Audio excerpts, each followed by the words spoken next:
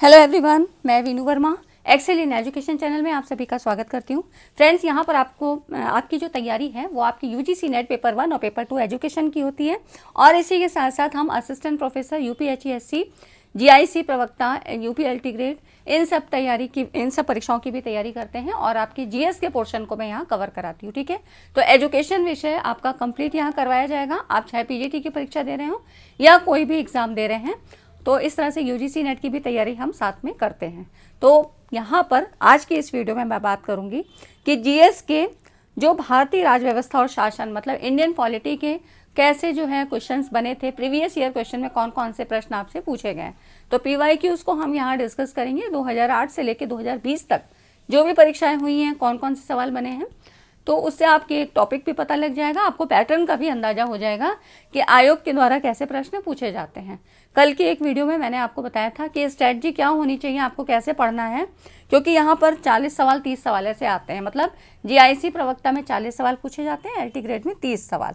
ठीक है, तो यहाँ पर पीवाईक्यूज को आपको करना बहुत ज़्यादा ज़रूरी होता है और उसी को आज की इस वीडियो में हम डिस्कस करेंगे विथ कॉन्सेप्ट, है ना। तो यहाँ पर चलिए स्टार्ट करते हैं। और हाँ फ्रेंड्स, टेलीग्राम चैनल को आप लोग ज़रूर ज्वाइन कर लें। तो ये देखिए सवाल है आपका, पूछा गया है 2012 जीआईसी लेक्चरर का सवाल यहाँ पूछा गया है। निम्नलिखित राज्यों में से किस राज्य ने सर्वप्रथम पंचायती राज आरंभ किया था। तो देखिए यहाँ पर अब आपको अपने आप यहाँ पर आंसर टिक करना है कि कौन सा आंसर राइट आंसर है ना।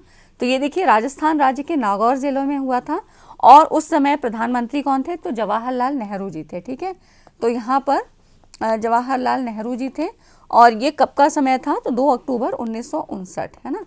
तो इस समय यहाँ पर 2 अक्टूबर 1959 को पंचायती राज की व्यवस्था राजस्थान राज्य से प्रारंभ की गई थी। ठीक है, तो यहाँ से सवाल बहुत ज़्यादा बनते हैं, काफ़ी इंपॉर्टेंट है, इस टॉपिक को ही पूरा पढ़ना है और मैं यहाँ पर सब चीज़ें कवर कराऊंगी। ठीक है, अब देखिए जो नेक्स्ट है ये भी 2012 का क्वेश्चन है। भारत में न्यायिक सक्रियता संबंधित है। न्यायिक सक्रियता से मतलब है कि ये क्या होता है, इसका मतलब ही क्या होता है ना। तो न्यायिक जो सक्रियता है ये इसका मतलब होता है कि न्यायिक शक्ति का जो लाभ है बड़े पैमाने पर लोगों को मिल पा रहा है या नहीं, है ना। तो इस तरह से न्यायिक सक्रियता का मतलब यही होता है कि पब्लिक जनहित याचिका से संबंधित, है ना, जनहित याचिका से संबंधित ये न्यायिक सक्रियता होती है और इसी को कहा जाता है PIL। यहाँ पर PIL पब्लिक इंटरेस्ट लिटिगेशन। ठीक है, तो यहाँ पर PIL जनहित याचिका होती है, पब्लिक इंटरेस्ट लिटिगेशन।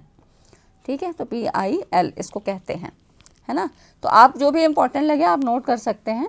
नेक्स्ट है, आप देखिए संविधान में मौलिक कर्तव्यों को शामिल किया गया था।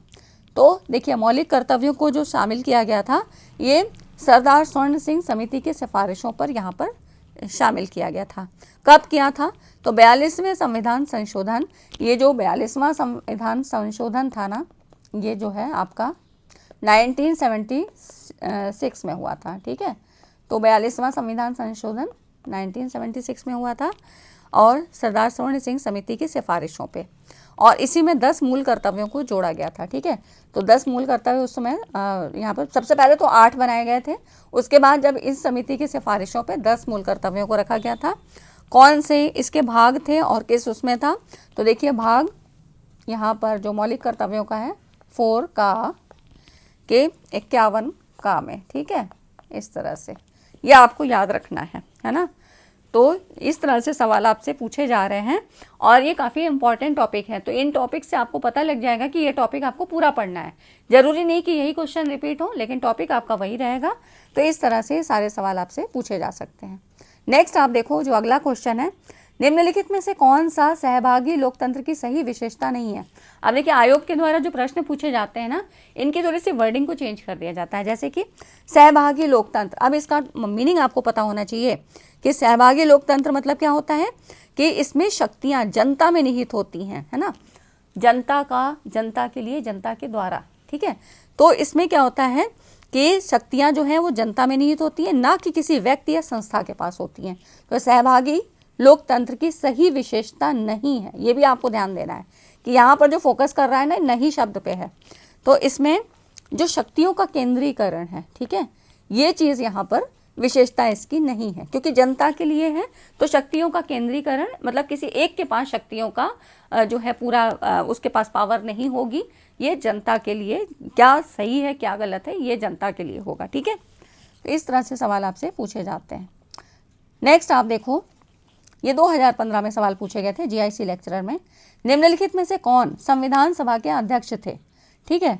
आप देखिए यहाँ पर संविधान सभा के अध्यक्ष आपको डॉक्टर BR अम्बेडकर भी दे रखा है, राजेंद्र प्रसाद भी है ना। तो इस तरह से यहाँ पे देखिए अलग अलग ऑप्शन दिए हैं।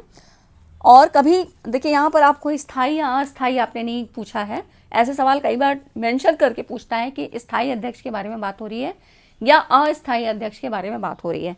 तो यहाँ पर इसको देख लीजिए, ये जो डॉक्टर राजेंद्र प्रसाद, आपको स्थायी अध्यक्ष के बारे में बताना है जब कुछ भी मेंशन ना हो, ठीक है। यहाँ पर कुछ भी मेंशन नहीं है, तो यहाँ पर हम स्थायी अध्यक्ष के बारे में बात करेंगे। कौन थे? डॉक्टर राजेंद्र प्रसाद जी।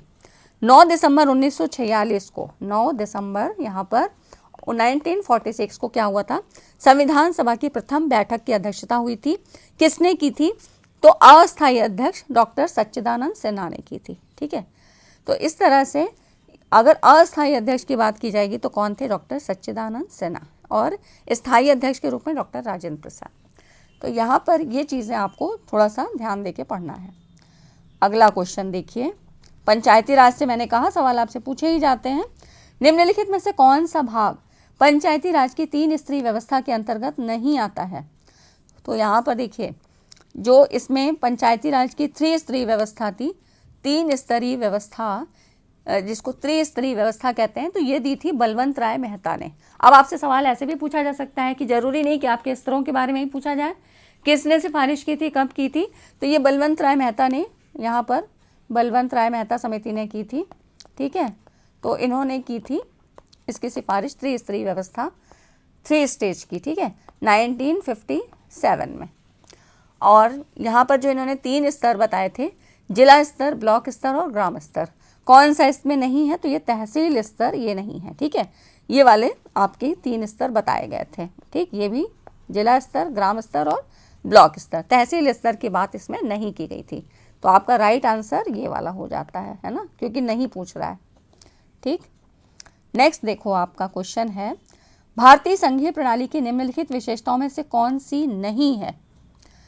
तो यहाँ पर अब आपको ऑप्शन दे रखे हैं। देखिए 2015 में ये सवाल पूछा गया है। पहले आपको ये बताना है कि भारत में संघीय व्यवस्था की अवधारणा किस देश के संविधान से ली गई है, ठीक है। तो ये कहाँ से ली गई है? तो यहाँ पर आपको कमेंट करके बताना है, ठीक है। मैं आपको टाइम दे रही हूँ। तो संघीय व्यवस्था की जो अवधारणा थी, ये आपको अब तक आपने कमेंट कर दिया होगा, नहीं है तो मैं अब आपको बता देती हूँ। ये ली गई थी आपके कनाडा के संविधान से, ठीक है। संघीय प्रणाली की व्यवस्था, यहाँ पर ये संघीय प्रणाली की व्यवस्था की अवधारणा ये कनाडा से ली गई थी। हर जगह के अलग अलग देशों से यहाँ पर जो है अवधारणा ली गई है ना। तो इस तरह से कौन सा सही है ना, विशेषताओं में कौन, भारतीय संघीय प्रणाली की निम्नलिखित विशेषताओं में कौन सा सही है? तो इसमें आप देखिए एक और ऑप्शन है, ठीक। तो इसमें है आपका शक्तियों का बंटवारा, ठीक है, और स्वतंत्र न्यायपालिका और लिखित संविधान, ठीक है। तो ये आपका यहाँ पर सही है ऑप्शन, ठीक है। यहाँ पर आप देखिए राइट आंसर आपका ये हो जाएगा, है ना। और फ्रेंड्स, वीडियो अच्छी लगी तो वीडियो को लाइक एंड शेयर ज़रूर कर दिया करिए। और इसी तरह से आपको सारे PYQ और साथ में टॉपिक भी मैं यहाँ कवर कराऊंगी, ठीक है। तो पूरे टॉपिक्स हम यहाँ पर 1 by 1 सारी चीज़ों को कवर करेंगे विद करेंट अफेयर। सारी चीज़ें आपको यहाँ पर प्रोवाइड की जाएंगी। तो आप लोग चैनल को सब्सक्राइब कर लें, और प्लेलिस्ट अभी मैंने अपडेट नहीं की है तो वो कर दूँगी, ठीक है। तो यहाँ पर आपकी तैयारी हो जाएगी। आप GIC और LT ग्रेड की तैयारी यहाँ कर सकते हैं। साथ में असिस्टेंट प्रोफेसर के भी एग्ज़ाम बहुत लोग अभी देने वाले होंगे, जो BEd असिस्टेंट प्रोफेसर का होगा, तो वो भी तैयारी आपकी यहाँ पर करवा दी जाएगी, ठीक है। तो GS का पोर्शन मैं यहाँ कवर कराती हूँ। वीडियो को लाइक नहीं किया है तो वीडियो को लाइक कर दें।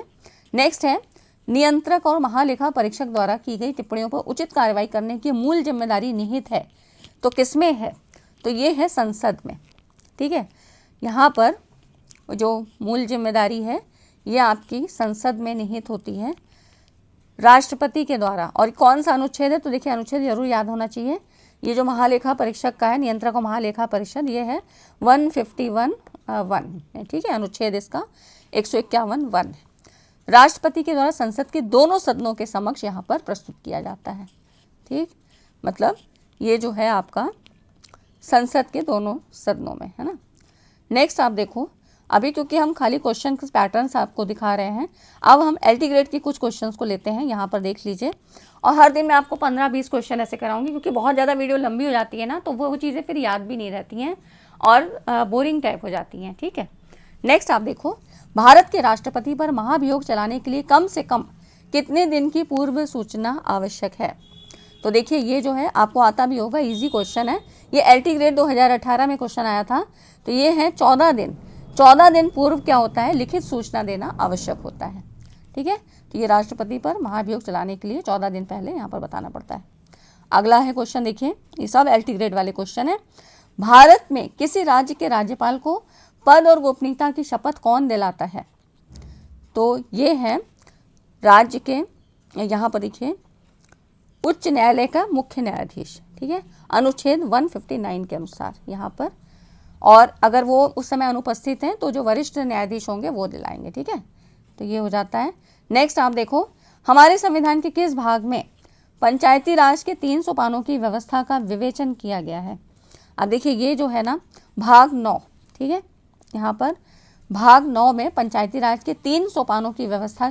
तो अभी इसके पहले भी हमने बताया कि पंचायती राज के जो 3 सोपान बताए गए थे किसके द्वारा, त्रिस्तरीय व्यवस्था जिसको कहा गया।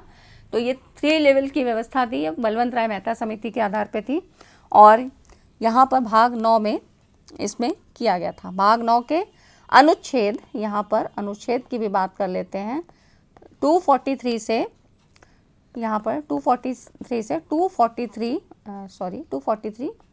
तक, है ना। तो ऐसे इसमें याद करना है आपको, ठीक है। तो 243 से 243 तक। और पंचायती जो राज है ना, ये राज्य सूची का विषय है, ठीक है। और पंचायती राज संबंधित किससे है, तो ये राज्य सूची से संबंधित है ना। संघ सूची, राज्य सूची, समवर्ती सूची, ये आपसे पूछे जाते हैं, है ना। कई बार ऐसे भी दे देता है कि किसमें किसके अंतर्गत आता है ना। तो जैसे शिक्षा समवर्ती सूची में आती है, ये भी काफ़ी सवाल पूछा जाता है, ठीक। तो ये कुछ चीज़ें आपको याद रखनी है। और देखिए यहाँ पर ये लास्ट सवाल है, यहाँ देखिए ये सवाल ज़्यादा इंपॉर्टेंट है, मैंने इसीलिए लास्ट में लिया है। देखिए कितनी परीक्षाओं में ये पूछा गया है, आपके जीआईसी प्रवक्ता में भी पूछा गया है, बाकी और जो है और भी एग्जाम्स में यहाँ पूछा गया है, ठीक।